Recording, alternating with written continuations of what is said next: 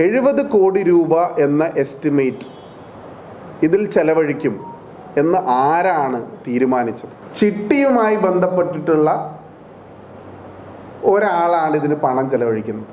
അദ്ദേഹത്തിന് സ്പോർട്സിനേക്കാൾ കൂടുതൽ business interest ഇതിലുണ്ട് എന്ന് ഞങ്ങൾ സംശയിക്കുന്നു, ഞങ്ങൾ വിശ്വസിക്കുന്നു. അതിനൊരു ട്രാൻസ്പെറൻസി വേണം, അതിനൊരു ക്ലാരിറ്റി വേണം, അതിനെ സംബന്ധിച്ചൊരു അക്കൗണ്ടബിലിറ്റി വേണം. മുഖ്യമന്ത്രിക്ക് എന്താണ് ഇത് സംബന്ധിച്ച് പറയാനുള്ളത്?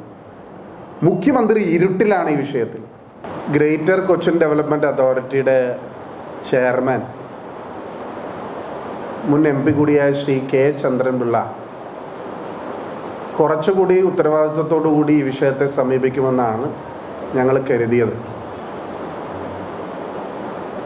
അദ്ദേഹത്തിൻ്റെ ബൈറ്റ് കണ്ടപ്പോൾ ഞങ്ങൾക്ക് മനസ്സിലായത് ഞങ്ങളാണ് മെസ്സിയെ കൊണ്ടുവരുമെന്ന് ഏറ്റതുപോലെയാണ് അദ്ദേഹത്തിൻ്റെ സംസാരം. ഇവിടെ മെസ്സി വരുന്നത് സംബന്ധിച്ച് പണം മുടക്കിയതോ പണം വാങ്ങിയതോ കൊണ്ടുവരാമെന്ന് ഏറ്റതോ ഞങ്ങളാണ് എന്നുള്ള ധാരണയിലാണ് അദ്ദേഹം സംസാരിക്കുന്നത്. CPM പ്രചരിപ്പിക്കുന്ന ഒരു കാര്യം ഞങ്ങൾ ഈ വികസനത്തിന് തടസ്സം നിൽക്കുന്നു എന്നുള്ളതാണ്. സ്റ്റേഡിയം നവീകരിക്കുന്നതിൽ ഞങ്ങൾക്ക് ഒരു എതിർപ്പുമില്ല. സ്റ്റേഡിയത്തിന് എല്ലാ അടിസ്ഥാന സൗകര്യങ്ങളും ഏറ്റവും മെച്ചപ്പെട്ട സൗകര്യങ്ങളും കിട്ടുന്നതിൽ സന്തോഷിക്കുന്ന ആളുകളാണ് ഞങ്ങൾ. കാരണം ഞങ്ങളുടെ കാലഘട്ടത്തിൽ ആരംഭിച്ച് പൂർത്തീകരിച്ച ഒരു പദ്ധതി എന്നുള്ള രീതിയിൽ അത് കാലത്തിന് അനുയോജ്യമായി മാറണമെന്നുള്ളതും ഞങ്ങളുടെ ആവശ്യമാണ്. മന്ത്രി അബ്ദുറഹ്മാൻ പറയുന്നത് അനുസരിച്ചായിരുന്നെങ്കിൽ ഇപ്പോൾ മെസ്സി ഇവിടെ ഈ സമയത്ത് അപ്പവും കരിമീൻ കറിയൊക്കെ കഴിച്ചിരിക്കേണ്ട സമയമായിരുന്നു അദ്ദേഹത്തിൻ്റെ ട്രാവൽ പ്ലാൻ അനുസരിച്ചിട്ടാണെങ്കിൽ. അപ്പോൾ മെസ്സി വരുന്നതുമായി ബന്ധപ്പെട്ട കാര്യങ്ങളുടെ പരിപൂർണമായ ഉത്തരവാദിത്വം, അതിൻ്റെ ക്രെഡിറ്റും എല്ലാം വന്നാലും ഇല്ലെങ്കിലും അതിൻ്റെ എല്ലാം ഉത്തരവാദിത്വം ഗവൺമെൻറ്റിനും GCDAയ്ക്കും ബന്ധപ്പെട്ട സ്പോൺസർ അടക്കമുള്ള ആളുകൾക്കുള്ളതാണ്. ഞങ്ങൾ പറഞ്ഞ കാര്യങ്ങൾക്ക് അനുസൃതമായി തുടർന്ന് വന്ന വാർത്തകൾ ഗ്രേറ്റർ കൊച്ചിൻ ഡെവലപ്മെൻറ്റ് അതോറിറ്റിയും കേരള സ്പോർട്സ് ഫൗണ്ടേഷനും സ്പോൺസറും 3 പേരും ഒരു ട്രൈ പാർട്ടി എഗ്രിമെൻറ്റിൽ ഏർപ്പെട്ടിട്ടുണ്ടായി എന്നുള്ളതാണ്. അത് മുഖ്യമന്ത്രിയുടെ സാന്നിധ്യത്തിൽ ഒരു മീറ്റിംഗ് കൂടി വേർബലായിട്ടൊരു എഗ്രിമെൻറ്റിൽ ഏർപ്പെട്ടു എന്നാണ് പറയുന്നത്. ആ വേർബൽ എഗ്രിമെൻ്റ് അല്ലാതെ ഒരു തരത്തിലുമുള്ള കോൺട്രാക്റ്റ് ഇതിൻ്റെ വിശദാംശങ്ങൾ സംബന്ധിച്ച് ഇവർ സൈൻ ചെയ്തിട്ടില്ല. അതാണ് ഇപ്പോൾ പുറത്തു വരുന്ന വാർത്തകൾ. മന്ത്രി ബോള് GCDയുടെ കോർട്ടിലേക്ക് തട്ടി, GCDA ആ ബോള് കേരള സ്പോർട്സ് ഫെഡറേഷൻ്റെ കോർട്ടിലേക്ക് തട്ടി, കേരള സ്പോർട്സ് ഫെഡറേഷൻ ഇത് സ്പോൺസറുടെ കോർട്ടിലേക്ക് തട്ടിയിരിക്കുകയാണ്. ഇങ്ങനെ പാസ് ചെയ്ത് കളിക്കുന്നതല്ലാതെ ആരും ഇത് സംബന്ധിച്ച് ഒരു വ്യക്തതയും നാളിതുവരെ നൽകിയിട്ടില്ല. ഇപ്പോൾ ഇന്നാണ് GCDA ചെയർമാൻ പ്രതികരിച്ചിട്ടുള്ളത്. അവിടെ നടന്ന നിർമ്മാണ പ്രവർത്തനങ്ങളുമായി ബന്ധപ്പെട്ട് ഞാൻ അടിവരയിട്ട് പറയുന്നു, 70 കോടി രൂപയുടെ പ്രവർത്തനങ്ങളുടെ എസ്റ്റിമേറ്റോ അതിൻ്റെ ഡീറ്റെയിൽഡ് ബ്രേക്കപ്പ് പ്ലാനോ ഇതുവരെ പുറത്തുവിട്ടിട്ടില്ല. 70 കോടി രൂപ ഞാൻ ചെലവഴിക്കും എന്ന് പറയുമ്പോൾ ആ 70 കോടി രൂപ ഏതെല്ലാം ഹെഡ്സിലേക്കാണ് ചെലവഴിക്കുന്നത് എന്ന് പറയാൻ ഉത്തരവാദിത്തപ്പെട്ട ആളുകൾ തയ്യാറാവണം. ഇപ്പോൾ ഈ മെസ്സിയുടെ ഡേറ്റുമായി ബന്ധപ്പെട്ടിട്ടുള്ള വേഗതയിലുള്ള നിർമ്മാണ പ്രവർത്തനങ്ങൾ വളരെ നല്ല കാര്യങ്ങളാണ്. നിർമ്മാണ പ്രവർത്തനങ്ങൾ നടക്കുമ്പോൾ ഉള്ളൊരു പ്രശ്നം, അവിടുത്തെ ഗ്രൗണ്ടിൽ ഗ്രാവൽ വിരിക്കുന്നു, മെറ്റൽ വിരിക്കുന്നു, അവിടെ റോഡ് ഉണ്ടാക്കുന്നു. ഇത് സംബന്ധിച്ച് ഈ ക്വാണ്ടിറ്റി മെഷർ ചെയ്യാനോ ഇത് സംബന്ധിച്ച് GCDയുടെ മുഴുവൻ കരാറുകാരെ Day 1 മുതൽ അവിടെ നിന്ന് മാറ്റി. അവരിപ്പോൾ പെയിൻറ്റ് സംബന്ധിച്ചിട്ടുള്ള വിശദാംശങ്ങൾ പുറത്തു വരികയാണ്. അവരടിച്ച പെയിൻറ്റ് അതിൻ്റെ മുകളിൽ വേറൊരു പെയിൻറ്റ് അടിച്ചിരിക്കുന്നു. യഥാർത്ഥത്തിൽ പണിയെടുത്തത് മുഴുവൻ അവരായിരുന്നു. GCDയുടെ കോൺട്രാക്ടർ അത് മുഴുവൻ സ്ക്രേപ്പ് ചെയ്ത് അത് മുഴുവൻ വൈറ്റ് വാഷ് ചെയ്ത് അതിനുശേഷം പെയിൻറ്റ് ചെയ്തു.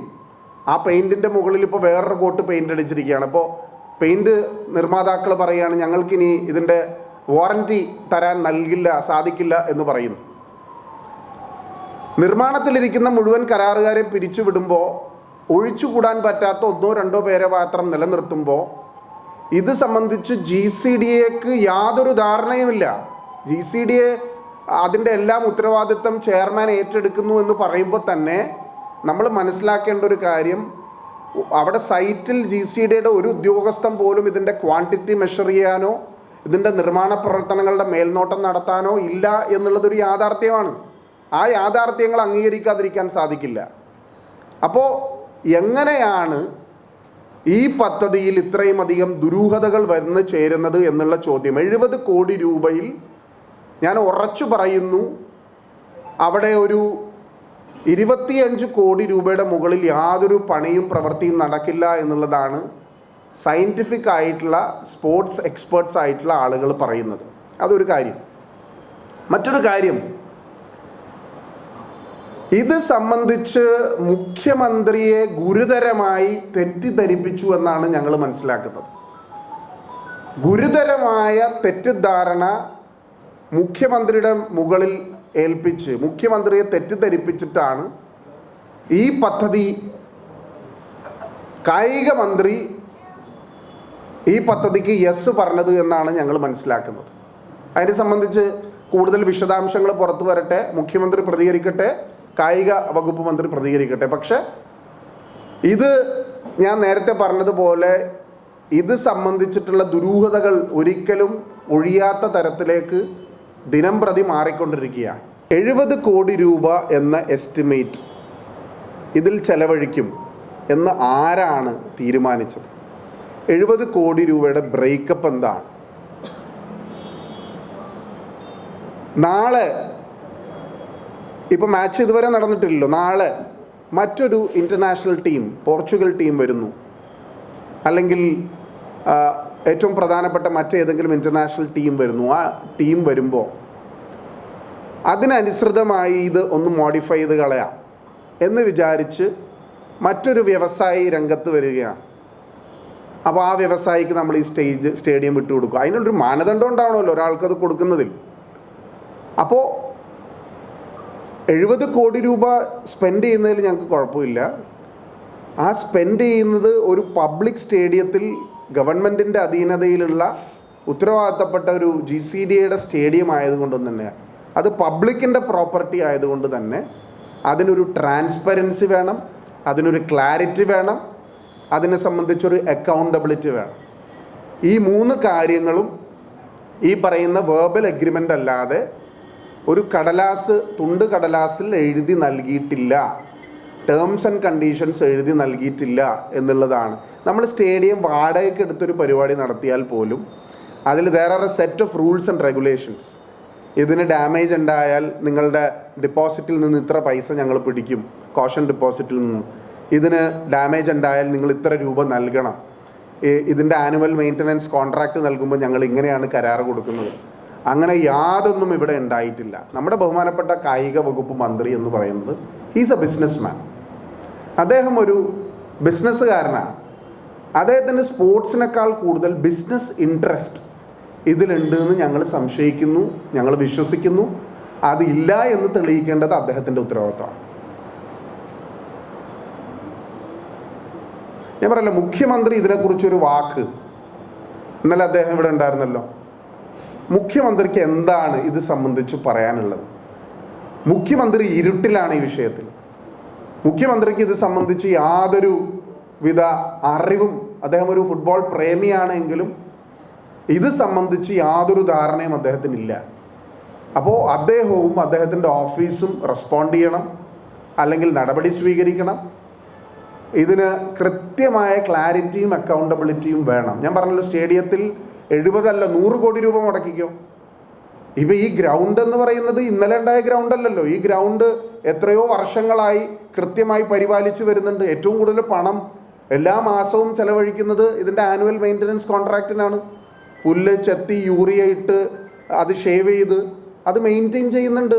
അത് സ്പ്രിംഗ്ലർ വെച്ച് വെള്ളം നനയ്ക്കുന്നുണ്ട്. അത് ഇന്നലെ ചെയ്തതൊന്നുമല്ല, അത് എത്രയോ വർഷങ്ങളായി സ്റ്റേഡിയം ഉണ്ടായ കാലം മുതൽ ക്രിക്കറ്റിന് വേണ്ടി പിച്ചായിരുന്നു മെയിൻറ്റെയിൻ ചെയ്ത് തരുന്നെങ്കിൽ ഫുട്ബോളിന് വേണ്ടി ഗ്രാസാണ് മെയിൻറ്റെയിൻ ചെയ്യുന്നത്. അത് പുതിയ കാര്യമൊന്നുമല്ലല്ലോ. അപ്പോൾ ബാക്കിയുള്ള കാര്യങ്ങളെക്കുറിച്ച് ക്ലാരിറ്റി വേണം. പണം അദ്ദേഹത്തിനൊരു പ്രശ്നമല്ലായിരിക്കാം. ഇനി ഞാൻ മറ്റൊരു ആരോപണം കൂടി ഉന്നയിക്കുകയാണ്. ആരാണ് ഈ പണം ചെലവഴിക്കുന്നത്? ഞാൻ സംശയിക്കുന്നത് ഒരു ചിട്ടിയുമായി ബന്ധപ്പെട്ടിട്ടുള്ള ഒരാളാണ് ഇതിന് പണം ചെലവഴിക്കുന്നത്. ഒരു ചിട്ടി മുതലാളിയാണ് ഈ പണം ഇറക്കിയിട്ടുള്ളത്. അത് സംബന്ധിച്ച് വിശദാംശങ്ങൾ നിങ്ങൾ അന്വേഷിച്ച് നിങ്ങളുടെ ഇൻവെസ്റ്റിഗേറ്റീവ് ജേർണലിസം ഉപയോഗിച്ച് നിങ്ങളത് പുറത്തു കൊണ്ടുവരും. അപ്പോൾ പണം ഇറക്കി എന്ന് പണം പോയിക്കോട്ടെ എന്ന് പറയുമ്പോൾ ഒരു പ്രശ്നമുണ്ട്. ഞാൻ 70 കോടി രൂപ ചെലവഴിച്ചു. ആ 70 കോടി രൂപ ലീഗലായല്ലോ, 70 കോടി രൂപ ചെലവഴിച്ചു എന്ന് പറയുമ്പോൾ. അപ്പോൾ അതൊക്കെ സംബന്ധിച്ച് നിങ്ങൾ അന്വേഷിക്കും. അത് ഞാൻ പറഞ്ഞില്ല. ഞാൻ ഒരാളുടെയും പേരും പറഞ്ഞിട്ടില്ല. ഞാനങ്ങനെ ഒരു ആരോപണം ഉന്നയിച്ചില്ല. നിങ്ങളുടെ ഇൻവെസ്റ്റിഗേറ്റീവ് ജേർണലിസ്റ്റ് സ്കിൽസ് ഉപയോഗിച്ച് നിങ്ങളത് കണ്ടുപിടിക്കണം. ഇപ്പോൾ ഈ എഗ്രിമെൻ്റ് ഇല്ലാത്തതിൻ്റെ പ്രോബ്ലം എന്താണെന്നറിയോ? പണം ആര് മുടക്കി, എങ്ങനെ മുടക്കി എന്നുള്ളതിനെക്കുറിച്ചൊരു ധാരണയില്ല. ഇപ്പം ഞാൻ MP ഫണ്ട് മുടക്കുകയാണ്. MP ഫണ്ടിന് വേണ്ടിയിട്ട് നമ്മൾ കളക്ടറേറ്റിൽ എഴുതി കൊടുക്കും. അത് ടെൻഡർ ചെയ്യും. അതിലേറ്റവും ലോവസ്റ്റ് ടെൻഡറുള്ള ആൾ പിടിക്കും. സർക്കാർ ഏജൻസികളുണ്ടാകും. കമ്പ്യൂട്ടർ വാങ്ങുകയാണെങ്കിൽ ജെമ്മിൻ്റെ പോർട്ടലിൽ അതിൻ്റെ റേറ്റ്സ് ഉണ്ടാവും. അത് സംബന്ധിച്ച് അതിൻ്റെ കാര്യങ്ങൾ മുന്നോട്ട് പോകും. പക്ഷേ GCDA പറയുന്നത് സ്പോർട്സ് ഫൗണ്ടേഷനാണ് ഇത് ചെയ്യുന്നതെന്ന്, സ്പോൺസറാണ് ഇതിൻ്റെ പണം മുടക്കുന്നതെന്ന്. സ്പോൺസർ എങ്ങനെ പണം മുടക്കി, ആരാണ് ഇതിൻ്റെ മറ്റു ജോലികൾ ചെയ്യുന്നത്, അതിനെക്കുറിച്ചിട്ടാണ് വ്യക്തതയും ഇതെല്ലാം പുറത്തു വരേണ്ടത്. ഞാൻ കൂടുതൽ ഒന്നും പറയുന്നില്ല. വിശദാംശങ്ങൾ പുറത്തു വരികയാണെങ്കിൽ കൂടുതൽ വിവരങ്ങൾ പറയാം. അത് എൻ്റെ ഒരു ലേമൻസ് പോയിന്റ് ഓഫ് വ്യൂവിൽ പറഞ്ഞാൽ, ഞാനൊരു ടെക്നിക്കൽ എക്സ്പെർട്ടീസ് അല്ല. എനിക്കിതിൻ്റെ ടെക്നിക്കൽ നോഹാവ് ഇല്ല. ഒരു ലൈറ്റിന് എത്ര രൂപ, ഇത്ര ലക്ഷമുള്ള ലൈറ്റിന് ഇത്ര രൂപയാകും എന്നിപ്പോൾ റേറ്റ്സ് മാറിയിട്ടുണ്ടാവും. ടെക്നോളജി LED ആയിട്ടുണ്ട്. അതിൻ്റെയൊക്കെ വിശദാംശങ്ങൾ എനിക്കറിയില്ല. പക്ഷെ ഞാൻ എൻ്റെ ഒരു ലേമൻസ് പോയിന്റ് ഓഫ് വ്യൂ എന്ന് പറഞ്ഞ കാര്യമാണ്. അത് വേണമെങ്കിൽ ഞാൻ പറഞ്ഞത് ഇതിനൊരു രേഖയില്ലാത്തതുകൊണ്ടാണല്ലോ ഇതിൻ്റെ വിശദാംശങ്ങൾ അറിയാൻ സാധിക്കാത്തത്. ഇത് കഴിയുമ്പോഴായിരിക്കും ചിലപ്പോൾ ഞങ്ങൾ ഇത്ര രൂപ ചെലവഴിച്ചു എന്ന് പറയുന്നു. അപ്പോൾ അതിൻ്റെ വിശദാംശങ്ങൾ വരട്ടെ.